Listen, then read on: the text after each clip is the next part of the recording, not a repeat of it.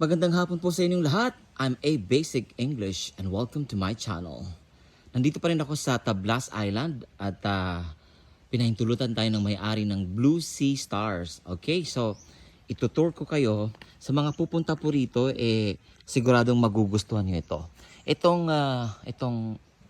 paano ko ba sabihin, lodge na to or parang room na to, that is good for 1,800 pesos na rental per night. Tapos, hindi siya air-conditioned. Itong isa naman, yan ang may air conditioning. So, that's good for 2,500 pesos. Ito yung lutuan nila. Ito yung, malaki yung lugar ha, tinan nyo. No? Nandun yung gate banda. Tapos, ituturo ko pa kayo dun sa may kabila. As in, sobrang ganda rito. Ito yung tinatawag nilang Sunrise Cottage. So, this is good for 1,800 pesos per night. Only here sa island ng Tablas, Romblon. Buksan na natin. Okay? Buksan na natin. Okay. Tantaran. O, diba? Napakasimple. Ang linis. Nakapaalang ako ngayon. Yan o.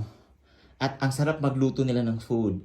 Kung gusto nyo magpaluto lang kayo. Kaya ng umaga, dinalhan ako ng spring roll na tuna. Kasi nung unang punta ko rito, sinama ako ni Bob. Nagluto sila ng spring roll. I mean, nagpe-prepare pa lang pala that time. Ayan o, may refrigerator or fridge.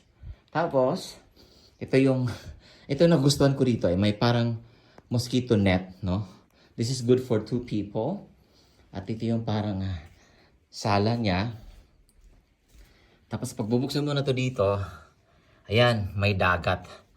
Okay, ayan o. Diba? Ang cute lang. Again, this is good for 1,800 pesos per night. Ito yung washroom nila. And then ako sa salamin. Ayan. Okay, ulitin ko lang ha. Ito yung loob. Tapos, gawin natin ngayon, labas tayo. May papakita ako sa inyo na maganda. Pwede kayong tumambay doon. Pag gusto nyo doon kumain, ito yung sa bahay nila. Again, ito yung 2,500 na may air conditioning. Ito yung isang to. Tapos, itutur ko na kayo ngayon. Doon sa loob. Ayan, sa bahay nila mismo. Ito yung bahay nila mismo. Pero, pinaparentahan din. Mamaya makikita niyo yung part na yan dyan. So, punta tayo rito. Ito yung iba pang part ng Blue Sea Stars Resort. Nabahing ako. Excuse me. Na normal na yan. So, akit tayo rito. Para makita niyo yung may-ari. Mamaya pala, sabay-sabay kami pupunta sa pier ng Odiongan. Oh, di ba? Ang ganda, oh. Ayan na, papasok na tayo. Ayan. And ito pala si Nigel for the good book. Ito yung dining room nila. Ayan. That is Cynthia. Ayan ho. That is Rachel. And of course, ang aking nanay on YouTube. Nigel for the good book. O diba nakadress na siya. O ilibot ko pa kayo ha. Diba ang ganda lang. So, like I said earlier, you can order food at ipagluluto kayo ng ating magagandang dilag. Yes, any kind of food.